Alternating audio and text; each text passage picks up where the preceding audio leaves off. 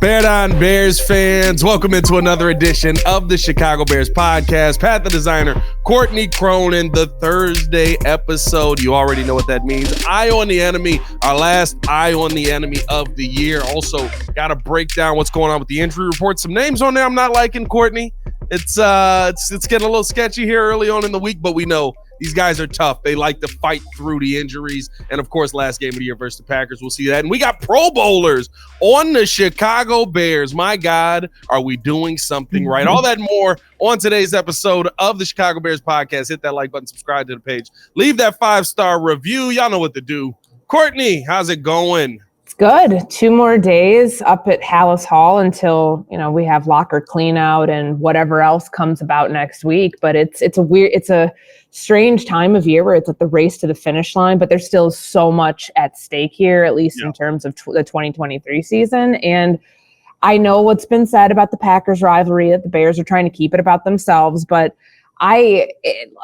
there's something to this game that feels different than the other years where they could still try to even out the rivalry a little bit. They haven't beat this team since 2018, but regardless of what is publicly being put out there by Matt Eberflus, deep down that these guys really want to get this one, really want to play spoiler. Like, how could you not? It's your biggest rival. And it's fun going into week 18 as a fan, as a journalist, as somebody playing in this game, to have those things lined up to have it be more than just about where your draft pick's going to fall at the end of the game, Yeah, it makes life a lot easier when Carolina's so bad you get the first overall pick again. You just kind of go into the offseason like, whatever happens, happens. But for the guys in the locker room, right, still a very important game. Like you said, there's a huge game, I believe, for Justin Fields, possibly for his future here in Chicago. Huge game for the coaches here. I think probably the biggest game for Luke Getsy of the season because of the question marks on him.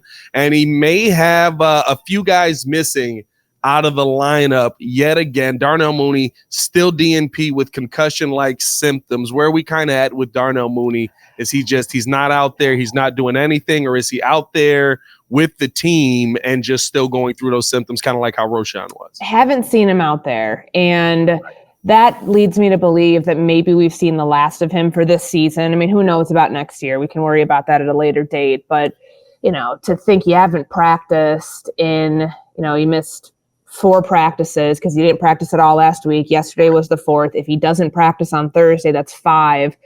You thinking all of a sudden he's going to come back and be limited or something Friday and then get cleared? It just does not feel likely that that's the case. And of course, his health first and foremost is the most important. But what we saw last week in his absence was that there really wasn't that somebody to emerge as the person who steps up in his role. They use Velus Jones as a running back from time to time. Tyler Scott got 5 targets, 2 of which came in the end zone, and he wasn't able to hold on to either. So it kind of speaks to right now, but also in the future, that the Bears still need that wide receiver depth to develop. So it's not just the DJ Moore and Cole Kmet show, because even Cole Kmet was limited to 18 snaps or something last week, and he really wasn't able to do much with that knee. Now, he was someone who was on the report yesterday who, again, did not practice because they're still working on the knee, and that's smart. They're being cautious with it, but he was out there. I did see him, just around, it's a good sign if guys can be out there, if they're not having to get treatment in that moment, that he was at least out at practice during the portion we were out for. So those are 2 that, at least on the offensive side, to keep an eye on. And then, of course, Jaylon Johnson, that's the big one on defense right now. By the way, no, there is one more that I forgot to mention on offense that, DJ Moore in the ankle popped up again. So he wasn't on it last week. Remember when he joked about being Wolverine, that he heals so quickly that he's just, I guess, got a different body makeup than most of us, which obviously we already knew. I mean, if you can bend backwards while running and make a catch on the sideline, you're probably a different kind of dude. But, all jokes aside, it was a little surprising to see him on there. He was limited, but, how much work he was able to get in, I don't think necessarily is indicative of what that means for Sunday. It could just be them saying, hey, we know that you've had this ankle for a couple weeks. We want you to slow play it and not put you through too much in practice where it ends up being a detriment to you. But offensively, those are the big ones that we were watching. Tyson Bagent was not out there with an illness. They end up working out Chris Streveler today. So that to me is just like a body count thing of having, they want 3 quarterbacks out there for practice. It helps with the rep counts and everything else. So if he's not able to be QB2 this week, which of course, if they're working out a quarterback that leads you to believe this illness might keep him out for a couple days, then that would mean Nathan Peterman would be Justin Fields' backup. It doesn't mean anything more than that. And then because they did it with Patrick Scales too. The long snapper came in on Monday and reported a foot injury. So they signed Matt Overton, who was in Indianapolis, not with Flus, but that's just like where most people remember him from. I think he was there 12 to 16. So just a precautionary reason there. But yeah, I guess going back to the Jaylon Johnson one, that's the big one, I think, that everybody's looking at because he was limited to 20 snaps with that shoulder injury. Of course, he got some news that'll probably make him feel much better on Wednesday night when they did the Pro Bowl announcement, which was really cool. I love the way that the team put out the video for it. And I'm sure they knew that they weren't going into a meeting to talk about specific coverages that they wanted to go through individually with one player, no one else in the room. Excuses. I thought it was cute. Come up with some better excuses. I thought it was cute. I thought they did a good job. His daughter was there. Montez Sweat had his own moment with all of the coaches, and Ryan Poles was there for both of them. But as far as the injuries, because I know we'll talk about Pro Bowl in a second, like those are the ones to keep an eye on. And the good thing for them right now is that if they can't get Jaylon Johnson out there, because look, he can't just be worrying about for himself week 18. He's worried about his contract next year. And he'll, like, rightfully so. Like, you can't play with that. When you're sitting on life-changing money that's going to come to you one way or the other, whether it's here, whether it's somewhere else, whether it is the franchise tag, whatever it is, you got to be really careful with that. And I know he'll want to play through whatever it is, but they have to also make sure that they protect the player from themselves, because you have another good option behind him in Terrell Smith. And the development we've seen of this rookie class, he's a 5th-round pick, and he's made significant contributions this year opposite Tyreek Stevenson, and even playing in place of Tyreek Stevenson when he's had to. Yeah, Jaylon Johnson has been, really, really good. And so it's going to be tough if he's not able to go in this game. But it speaks to, again, I think this is, when you look at the Pro Bowl situation, which we're going to talk about as well, when you look at Terrell Smith being able to step in, I said it the other day, these are wins for Ryan Poles, saying that we've got a GM that knows how to put pieces on the field that are the moment is not too big on, minus Velus Jones, that the moment's not too big on for the most part, right? Like, these guys, Terrell Smith has stepped in, been a starter multiple times this season and done an excellent job at it. So if Jaylon can't go, right, there is kind of that conversation of, listen, I know you want to be here. I think that you are 24 years old and you should be here, but it's a business. And I saw Baker Mayfield give his all for his team with a torn rotator cuff, and they were like, thanks for coming. Here's the door. We'll see you on your next team. Like, and that's, you don't want that situation to pop up. I don't think Jaylon Johnson is in that situation, but at the end of the day, unfortunately, it is a business, and you got to still think about yourself and your body first, because that's your money that's on the line. And Flus did say that it was like, it sounds like it's trending in the right direction with both Kmet and with Jaylon Johnson. So we'll see. It could just be that they needed a day to go get treatment during practice, around the day. And then maybe Thursday they will practice. Maybe Friday they'll be able to do a little bit more.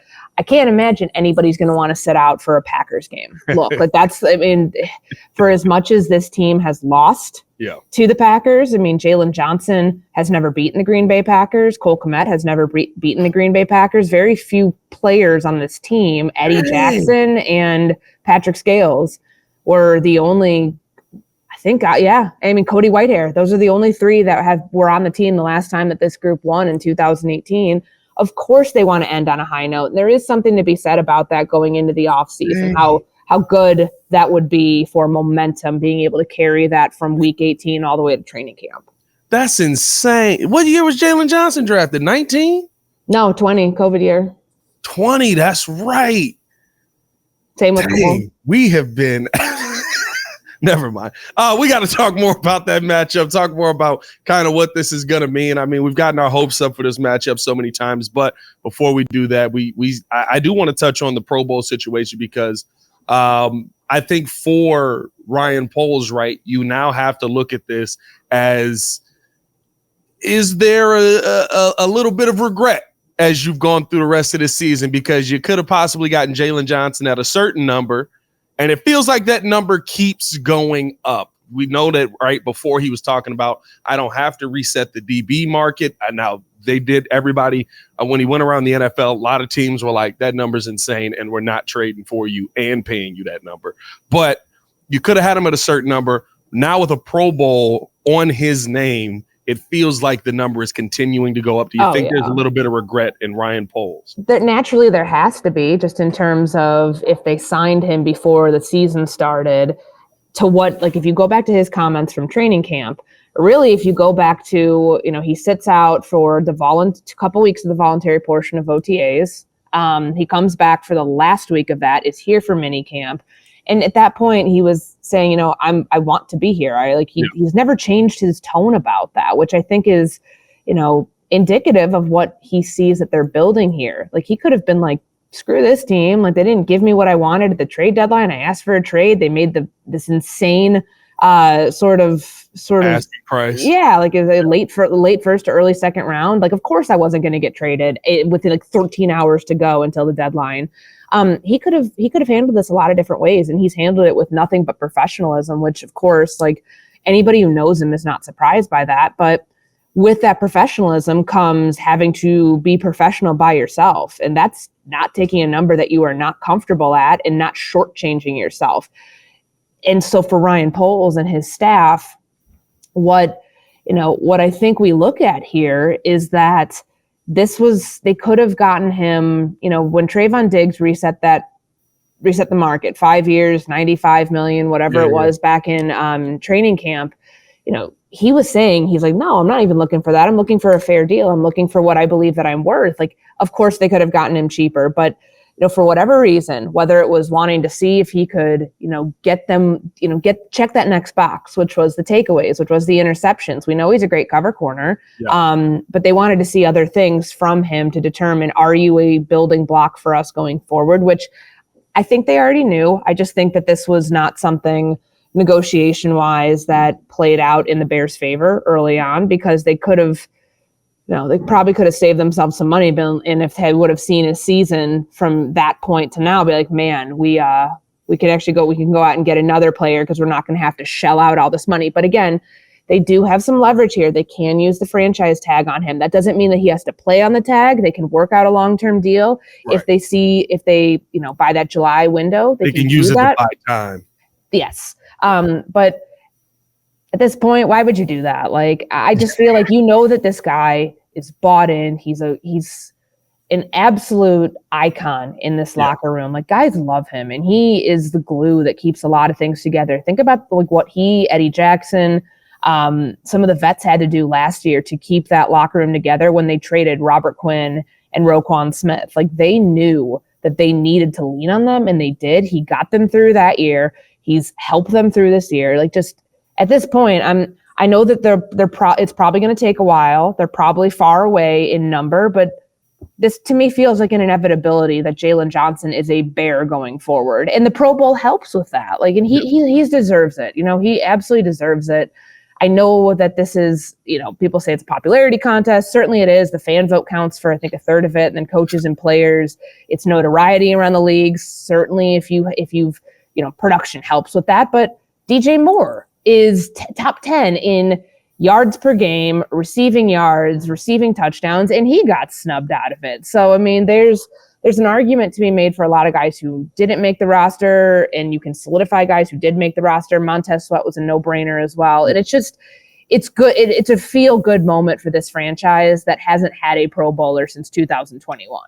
Yeah, and especially, I think it really says a lot about the program that Ryan Poles is building here when, right, you lead or you're second in the NFL in guys who were top 10 in voting for the Pro Bowl. That means that you have a bunch of players that people are looking around the league like, no, they actually got some good talent there. I know Michael Parsons keeps saying on his podcast, right, that we're going to be in the NFC Championship game next year. I feel like he's blowing a little smoke our way. I don't know how confident he is in that, but it's nice to hear, from one of the league's best defender, if not the best defender. I think we also got to look on the other side of that with Montez. No, before we do that, I did want to bring this up. Do you think Jaylon Johnson thought that he was getting his contract right there when he walked in? Oh my gosh, I absolutely. I looked at his face when he saw Pro Bowl, and I was like, he thought he was getting $100 million right there.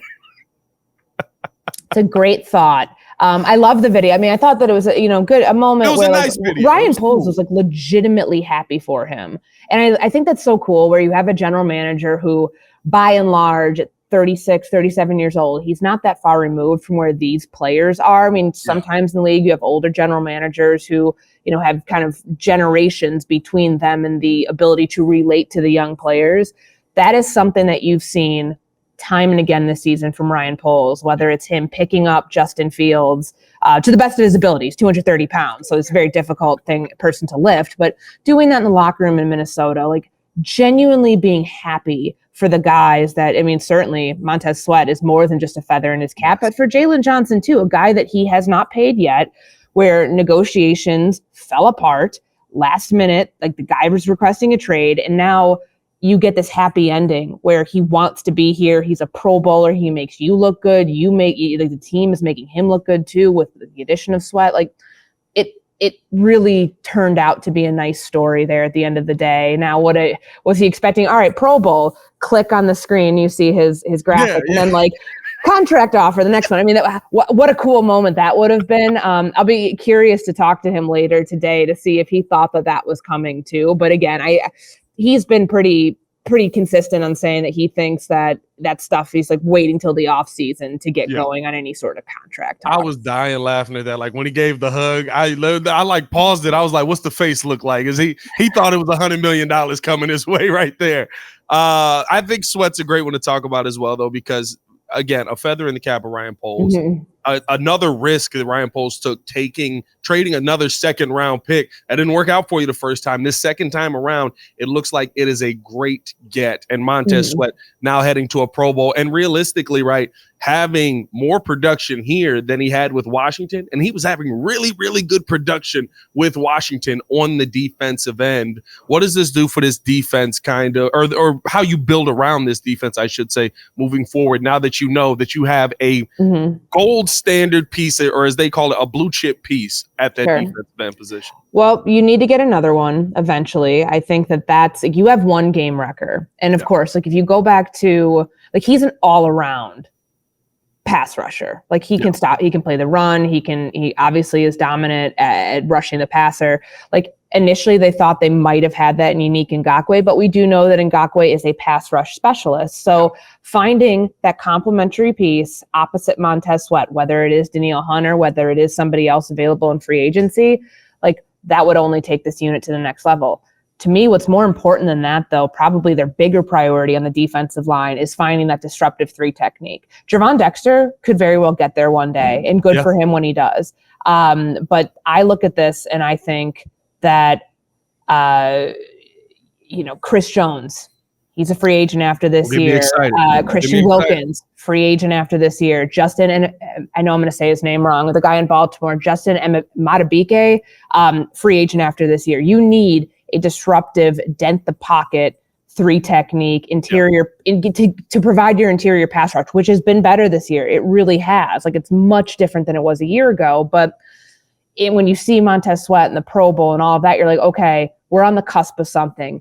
Then that leads you to what your priorities are in the offseason to make that unit only better, which in turn is going to help the Jaylon Johnsons of the world and on this defense be able to do what they do and be able to cover receivers downfield and not have to do it for 7 seconds because you're letting a quarterback run around back there all day. I mean, it's really, the numbers, you've seen the stats of how much his defense has improved since Sweat has arrived, and to see one player turn the knob in the right direction for this defense is a really good, happy ending for this team after such a bad start, especially as his defense couldn't seem to figure it out the first couple weeks. Yeah, I was sitting there literally looking at Sweat's numbers, and I was like, he's having a Khalil Mack impact on this team, and we got him for so much less. Yeah, didn't have to give up a first-round pick. So much less. So we're already off on the right track here, and hopefully he's going to be chasing Jordan Love around all day coming up this Sunday, and we want to do our Eye on the Enemy episode, so we have to welcome in. I believe we had him week 1 of the season. In a while. If I'm not mistaken. It's been a little while. We haven't seen each other for a while. Matt Schneidman back here on the Chicago Bears podcast, writer for The Athletic, and of course host of the Matt Schneidman Show on 97.3 The Game, Monday through Friday, 6 to 7 p.m. If you're interested in Packers coverage, tune in over there as well. Matt, what's going on, man? How you guys doing? Good. This is what we do it for. Packers, Bears, spot in the playoffs on the line. What gets better than this? Yeah. It's always us trying to just keep you at our level and not allow you to get better than us, right? And that's really what a win by the Bears does heading into this. But the one thing that I will say, and I think that I have to give credit, I know, relax, Bears fans, to the Packers on, and something that I think a lot of people maybe didn't talk about is Matt LaFleur and how much of a offensive tactician that he can be. I have to praise the job that he's done with Jordan Love, working him along, getting him to a point where now I think you could say Jordan Love looks like a pretty competent quarterback in this NFL. What has been your perspective on the job that Matt LaFleur has done this season with this Packers team? Well, first of all, I do want to make amends with Bears fans coming on this show because in the third quarter on Sunday night, when the Packers were playing the Vikings, I tweeted out that Jordan Love has now surpassed any Bears quarterback in history in terms of single season passing yards and passing touchdowns. Yes. And Bears fans were on me like white on rice. They were not happy with me. How can a Packers fan be thinking about the Bears? Well, first of all, I'm not a fan. I just cover the team. Yeah. But I might have been baiting them a little bit. So that was a little bait. Apologize. Hey, you got to get that Twitter check somehow, Absolutely baby. Nothing. Yeah, no. Matt LaFleur's done a really good job. I think one of the big questions entering this season was how much of his success is because of Aaron Rodgers and how much of Rodgers' success is because of him. Matt LaFleur's done a really good job, drawing up easy completions for Jordan Love. We saw some of them last Sunday night. And he's also done a really good job just letting Jordan Love be himself. I go back to week 12 when they beat the Lions on Thanksgiving Day in Detroit. And the Packers did something they rarely do, and that's receive after they win the toss. Yep. They took the ball, first play of the game, 53-yard completion to Christian Watson. And not just a catch and run, it was a bomb downfield. And LaFleur told us after the game that he texted Jordan Love on Thursday morning, saying he wanted to change the first play of the game because he didn't think there were enough checkdowns in case, the pass rush got home for the Lions, and it was a longer developing play. And Jordan Love responded saying, no, we're keeping this play, and he did. So, sure, that's not credit to LaFleur, it's more credit to Love, but my point is they've kind of built this working relationship where it's mutually beneficial. Love's playing really well, but it's also in part because LaFleur is kind of enabling him to and giving him the freedom to do his thing.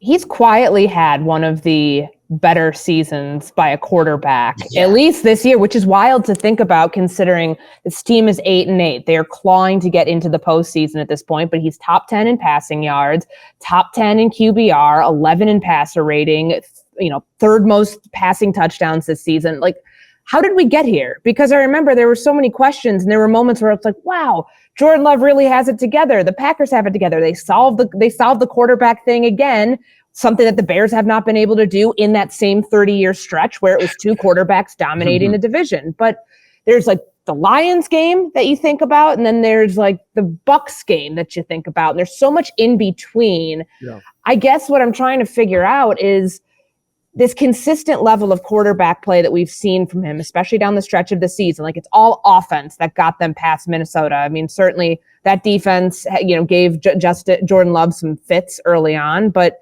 how has he consistently been able to produce this way when there had been so many questions about the receivers, about other pieces on the offense, about how they were going to build this thing around him in the year that they moved past Aaron Rodgers? Yeah, I think first and foremost, he's playing really well. If you look at just the type of throws he's making, they did a side-by-side on the Sunday Night Football broadcast of Love's first touchdown pass to Jaden Reed, which was a phenomenal throw down the middle of the field. And when he released the ball, neither of his feet were on the ground. And they put a picture of Brett Favre throwing a ball with neither of his feet on the ground too. He's throwing it off balance into tight windows, kind of a sidearm Aaron Rodgers style thing. But, back in the middle of the season when they were on a 4-game losing streak and they were 2-5 and 3-6, Matt LaFleur and Brian Gutekunst, when he spoke, didn't seem too worried because they said, we need to get better around Jordan. Mm-hmm. And I think just as we critiqued his supporting cast earlier in the year, we need to praise them now because guys like Jaden Reed, Naperville native, Dontavian Wicks, both rookies, they've stepped up big time. The offensive line has been playing better. And the biggest thing, I think, at least in the last 2 games, is Aaron Jones. Aaron Jones, I don't think it was tore, but suffered a pretty significant hamstring injury on his 35-yard touchdown catch against the Bears in week 1. He had 127 total yards and 2 touchdowns through 2.5 quarters. And then his hamstring wasn't fully healed until week 9. It took like 2 months to fully heal. And he sprained his MCL, thought he tore his ACL when it first happened. So he missed another 3 games. The last 2 games, he's been really healthy. And it's the last 2 games he's gone for 21 carries and 127 yards on the ground and 20 carries and 120 yards. So 6 yards a carry each game. And it's not just like a 50-yard run and then a couple 4-yard runs. Like he's consistently getting, 5 to 10 yards on the ground. And that opens up so many things for this offense. With all due respect to A.J. Dillon, he serves a role on this team without a doubt. But the team is just different. The offense is different when Aaron Jones is running the ball. And I think that's been the biggest difference lately for this offense. Well, he said something the other day, like, I'm not going to remember what it was verbatim, but it was like, I can be a game changer. I can help this team get to where it wants to go. Like, we don't hear that from Aaron Jones. Like, what did you make of that sort of comment that he made, that typically from somebody who's like, I'm just here to help the team. I'm here to, like, it felt like he was, the confidence that he built in himself, that 20 carry game that he had against Minnesota. Maybe he's just feeling himself in that moment. Maybe it's a sign of something bigger. What should we take away from that? I think he's just, stating facts. And like you said, Courtney, Aaron Jones isn't normally one to, toot his own horn. He's one of the most humble guys and nicest guys in that locker room, but he's not wrong. I mean, this offense is different when he's running the ball. And, he's 29 years old now. He has 1 year left on his contract. And I remember asking him after the Panthers game 2 weeks ago when he went for 127 yards on the ground. I said, does it kind of feel good to sometimes remind people that you're not this grandpa in running back years? And he's like, oh, yeah. People are doubting me. People are saying this and that. And it is good to remind him that I've still got it. Especially, he played 62 of 66 games in the last 4 regular seasons combined before this one. And this has been the most injury-plagued season of his career. So it's been tough for him, but he's right. Not only in the running game, but in the passing game, he is this team's, not just the offenses, he is this team's most important player behind Jordan Love. And if they can get a similar game from him on Sunday, I think the Packers have a good shot to make the playoffs. From the time we played you guys in week 1 to now week 18, what has been the thing that maybe has surprised you the most that has gotten better throughout the season from this Packers team? Because for the Bears, it's been a very up and down growth process, but now we're at the end of the season and we're kind of seeing, okay, the Bears offense looking a little bit better. Defense definitely looking a lot better than the first time we played you guys. What has been the thing for the Packers that has really stood out over these past 17 weeks? It's kind of been a similar up and down path because they started with that dominant win in Chicago, and then they come back against the Saints in week 3 from 17-0 down in the fourth quarter to win. So they were 2-1. We're like, all right, how much is Jordan Love getting paid in week 8? Are they going to extend him in week 8? And they fall to 2-5 and 3-6. Then they win 3 straight against the Chargers, Lions, and Chiefs. Then they lose to the Giants and Bucks. Yeah. Now they've won 2 straight. It's been a similar roller coaster ride. The thing that surprised me most in terms of what's changed or improved, the easy answer is Jordan Love, but that would probably be more so improved from that 4-game losing streak rather than improved from early in the season. But I think just the trust he has in his receivers. Yeah. There were serious problems with drops early in the season, whether it was, Christian Watson or Romeo Doubs has had some, Reed's had some. Right now, him and his receivers just look to be extremely in sync. Whether it's his receivers giving him, ample opportunity to find them because they're getting wide open. Like a guy named Bo Melton, who had 0 career NFL catches 3 weeks ago, nobody was covering him on Sunday night against the Vikings. A guy named Bo Melton is the Packers' first 100-yard receiver this season. And I think that just speaks to kind of the rhythm that Jordan Love and his guys are finding right now. Other than that, the biggest surprise, I would say, is just how bad the defense has been. And that's why we see Joe Barry fighting for his job. Maybe it's not even fighting for his job. His fate might already be decided. But that should be decided already. It should be. Bears fans should hope that Joe Barry has a good game and the Bears win, 12-9, so that Matt LaFleur is incentivized to keep him, because they need to make a change there. But that's been a big surprise. But this is a Bears team who's improved more so. Matt LaFleur said after Sunday night's game against the Vikings that the Bears are more improved than anyone else in the NFL since week 1. So, this is my 5th year covering the Packers. I get the sense that this is the most cautious that the Packers have been about a Bears team under Matt LaFleur. The Joe Barry thing is interesting because if you listen to Chris Collinsworth on the broadcast on Sunday Night Football, he doesn't typically, I want to say call for people's jobs, but he was speaking to the inevitability that a change is probably going to be made at the defensive coordinator spot. And we know what happened in allowing Tommy DeVito to go down the field, lead a game-winning drive, so they kick that field goal. The Panthers' anemic offense, if that's like a nice way of putting it, looked electric against this Packers defense. And then what we saw from Baker Mayfield, the perfect passer rating, him coming into Lambeau, that team effectively solidifying its status as a deep playoff threat, maybe not a deep one, but at least one that looks like a legitimate one. So unlike some other teams, like, where did this thing go so wrong? Like a team that's like bottom 10 in DVOA for another year, they have the pieces up front for a great pass rush. They have the talent on the back end, yet something isn't clicking. Yeah, it's a lot of different things. And, people can point to, they love pinpointing Joe Barry's penchant for playing soft zone or off coverage. And that's part of it. Like against the Buccaneers, Baker obviously had the perfect passer rating. And I think there was a next gen stat that, Baker went 22 for 28 that game for like 384 yards and 4 touchdowns. And against zone, he went, I think 21 for 26 for 361 and 3 touchdowns. So the Packers just stayed in zone the entire game. We're getting eviscerated by it. And after the game, Matt LaFleur, more so than he has called out Joe Barry ever, basically said, yeah, it would have been nice if we had, changed something up. When you're getting gashed like that, you would like to see a change. And Joe Barry's been different at the podium the last couple of weeks. He's been kind of subdued. You can tell he thinks he's fighting for his job. He admitted as much. He said, I see what's said. I see what everyone writes. I do feel like my back is against the wall.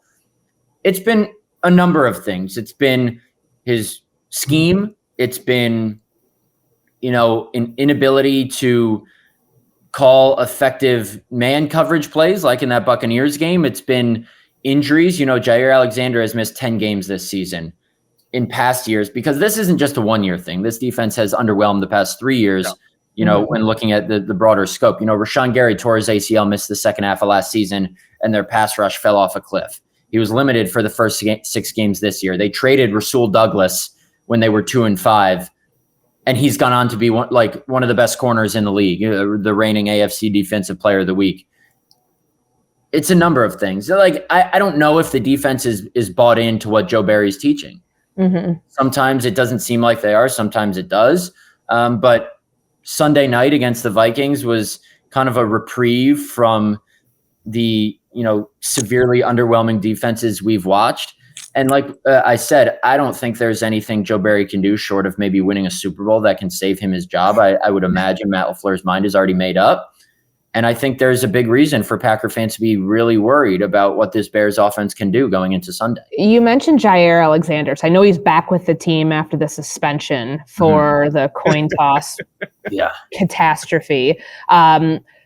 What's gone on with him this year? I mean, is it just as simple as from an outsider's perspective, it looked like the guy got paid. He doesn't like the defensive coordinator. He doesn't like the position he's being put in, so he coasted. And then, of course, all of the missed games due to injury, but then he's healthy and he's not out there. Like, what is the real story on what's gone down with Jaire Alexander? Yeah, we're still trying to figure that out a little bit. I will say he got paid in the 2022 offseason and then made a second-team All-Pro last year. So if there was displeasure with Joe Barry in the system, he hit it well for a year. Mm-hmm. This year, it's been injury. It's been his own defiance of whoever. We're still not exactly sure what has caused him to, act out. And I'm going to use that term because I think it's accurate. Matt LaFleur said when I asked him last week, was it just the coin toss incident why you guys suspended him, or has there been other stuff that led up to it? And he said it's never just one thing. Sure. So, Alexander missed 3 games early in the season with a back injury, returned too early against the Raiders just because he wanted to play against Devontae Adams, played all 64 snaps. Packers lost that game 17-13, and then he missed another game with a back injury. Then he injured his shoulder diving for an interception that he didn't catch against the Rams in week 9, then misses 6 consecutive games. And it got funky because he practiced in a limited capacity from week 11 to week 15, but missed all those games. That's what I never understood, like what that stretch of the season was. Because like you're practicing, but you're not playing. And it was correct me if I'm wrong, Matt, it was limited like every single of I guess that would have been like 15 straight practices. He was yeah. And there were some days in there where they just held walkthroughs since they had like the Thursday game against the Lions, but he was on the field. And, to add some mystery to it, he traveled with the team to Pittsburgh and to Detroit, which were the first 2 road games after his shoulder injury. And then he didn't travel to the Giants game in week 14. And when asked about it, Matt LaFleur said, it was just injury recovery related. But then Matt LaFleur is now saying there was a series of events before the coin toss incident that led them to suspend him. So clearly Matt LaFleur was lying. Shocker, an NFL head coach lied. I know that's never happened before. But listen, this kid is a 26-year-old, two-time All-Pro who is the highest paid cornerback in NFL history still, since that contract extension for $21 million a year he got a couple years ago. There was clearly something causing him to act out. He's always been kind of a different cat, like kind of doing his own thing, an independent thinker. But this year it went from kind of charming maybe and unique to Jaire to over the top with the coaching staff. And that's why they suspended him, because they took that drastic measure in hope it was a wake-up call for him, a last-ditch attempt to save this relationship. And when he spoke yesterday for about 5 minutes in the locker room, it was clear something was different. He said, I think my interviews are going to be a little more serious. He'll wear sunglasses and wrestling belts and, the big hat he wore after shutting down Justin Jefferson last year. None of that was there. He was a lot more soft-spoken, focused on the task at hand. He's going to play on Sunday. Is he going to play well? I don't know. He hasn't been great this year when he's been healthy enough to play. So we'll see if they get a good Jaire Alexander, but it seems they have one who got that wake-up call, who is committed to this team for not only this year, but beyond. He has 2 years left on that contract extension, so I don't think he's going anywhere. When you look at kind of what's coming into this defense or offense for the Packers, right? The Bears haven't allowed more than 20 points since week 11 of the season, which is really tells you kind of the jump that the defense has taken. On the flip side of that, the Packers this season are now 2-6 when scoring 20 or fewer points. How do you think Matt LaFleur is going to attack this Chicago Bears defense to try and get above that 20-point margin? Yeah, I think they have to do what they've done so rarely. I mentioned it earlier, is if they win the toss, take the ball, try and set the tone like they did against the Lions. Now, the Packers, I think for 7 straight games from week 3 to week 10, there was a bye week in there, they scored 20 or fewer points. In the last 7 games, so from week 11 until week 17, they haven't scored fewer than 20 points in any game. They scored 20 once, and that was against the Buccaneers when they lost 34-20. But they've scored more than 20 in each of those games. And in the last 2 games, they've scored more than 30 for 2 of the only 3 times they've done it this year, the other time being week 1 against the Bears.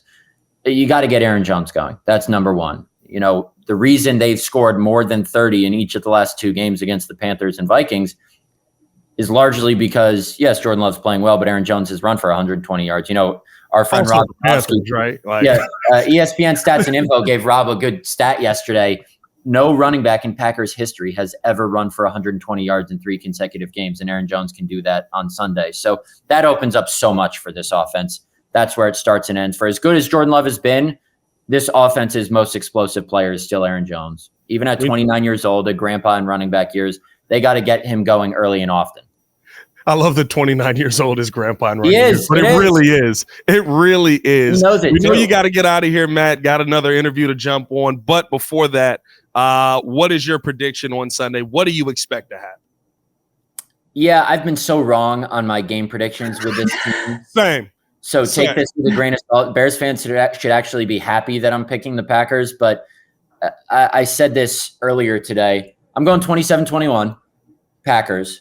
But, in my 5 years covering the Packers, this is the least confident I would say I felt about a Packers win in the now 10 games they've played the Bears. Week 1 this year, I just had no idea what to expect. So it wasn't really confidence or lack of confidence. But with the way the Bears have played lately, even if it's against maybe some underwhelming teams, some underwhelming quarterbacks, I think the Packers have a real challenge ahead of them.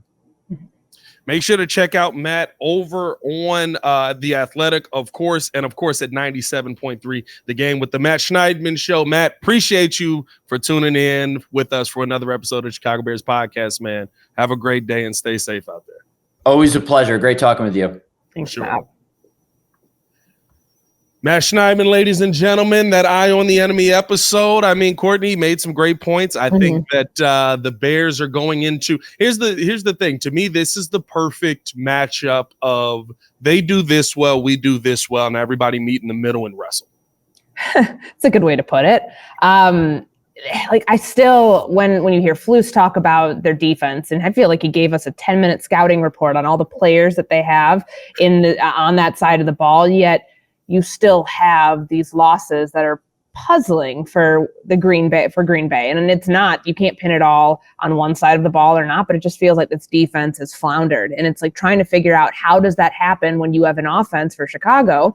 In recent weeks, I mean, they're hitting that 28-point mark that Justin Fields has talked about. Like, is that possible to do on the road in an environment that is going to be maybe the craziest that you've played in all year? I mean, the Packers fans know it's at stake. I would imagine that these tickets are going to be a hard get, and it's such a measuring stick game for Chicago. I mean, for Green Bay, if you miss the playoffs in Week 18 and back-to-back years, to me, that foreshadows a lot of changes. Yeah. And of course, Joe Barry's probably at the top of that, but maybe there's other ones that the Packers look at in terms of personnel, but also elsewhere on the coaching staff.